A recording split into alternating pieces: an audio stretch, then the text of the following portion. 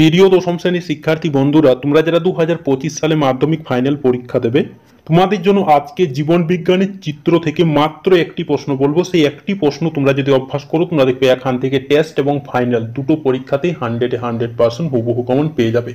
কারণ এই প্রশ্নটি মোস্ট ইম্পর্টেন্ট। তোমরা জানো যে তোমাদের দুটি প্রশ্ন এসে থাকে, এর মধ্যে যে কোনো একটি প্রশ্নের অ্যান্সার করতে হয়। তো আমরা তোমাদের মাত্র একটি প্রশ্নই বলে দেবো, সেই প্রশ্নটিও তোমরা যদি বিশ্বাস করে অভ্যাস করো, তোমরা দেখবে এখান থেকে হুবহু কমন পাবে, এতটা কিন্তু বলে গেলাম।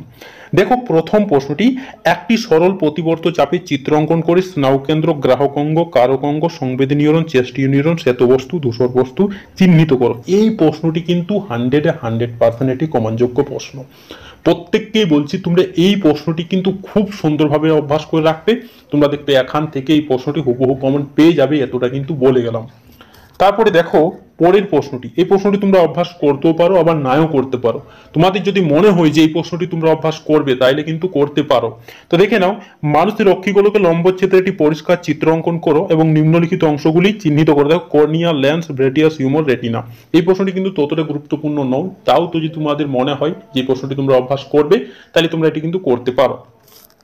পরের প্রশ্নটি দেখো, একটি প্রাণী কোষের মাইটোসিস, কোষবিভাজনে মেটাফেজ দশার বিজ্ঞানসম্মত চিত্র অঙ্কন করো এবং নিম্নলিখিত অংশগুলি চিহ্নিত করো। দেখো, ক্রোমাটিড, সেন্টোমিয়ার, মেরু অঞ্চল, বেমুতন্ত্র। তো দেখো, এই যে প্রশ্নগুলো, এই প্রশ্নগুলো কিন্তু ভীষণভাবে গুরুত্বপূর্ণ।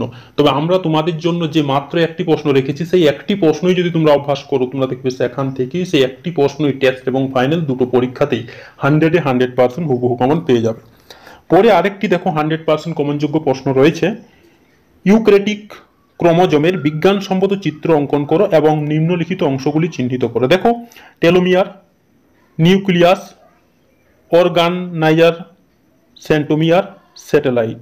তো দেখো, এই প্রশ্নটিও কিন্তু 100% কমনযোগ্য রয়েছে। প্রত্যেককেই বলবো, তোমরা এই প্রশ্নগুলো যদি কেবলমাত্র অভ্যাস করো, তোমরা দেখবে এখান থেকে টেস্ট এবং ফাইনাল পরীক্ষাতে দুটি প্রশ্নই কমন পেয়ে যাবে। এর বাইরে থেকে তোমাদের অন্য কোনো প্রশ্ন অভ্যাস করার প্রয়োজনই পড়বে না। টেস্ট পরীক্ষা হোক কিংবা ফাইনাল পরীক্ষা, টেস্ট পরীক্ষাতে তোমাদের যে একটি স্কুলে যে আলাদা আলাদা প্রশ্ন হয়ে থাকে, সেটা নিয়ে কিন্তু তোমাদের কোনো চিন্তা করতে হবে না।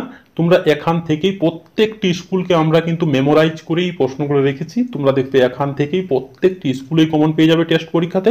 এবং ফাইনাল পরীক্ষাতে কোনো ব্যাপার নয়। ফাইনাল পরীক্ষাতে তোমরা যদি প্রথম যে দাগের প্রশ্নটি রয়েছে, সরল প্রতিবর্ত চাপ, এই প্রশ্নটি, এবং এই যে 4 দাগের প্রশ্নটি, ইউক্রেটিক ক্রোমোজোম, তো এই যে দুটি প্রশ্ন তোমরা যদি করো, সেখান থেকে তোমরা দেখবে হুবহু কমন পেয়ে যাবে। এর বাইরে থেকে তোমাদের অন্য কোনো প্রশ্ন করার প্রয়োজন লাগবে না। তো যদি তোমাদের ভিডিওটি ভালো লেগে থাকে, তাহলে চ্যানেলটাকে নিশ্চয়ই সাবস্ক্রাইব করে দেবো এবং লাইক করতে নিশ্চয়ই ভুলবে না। ধন্যবাদ।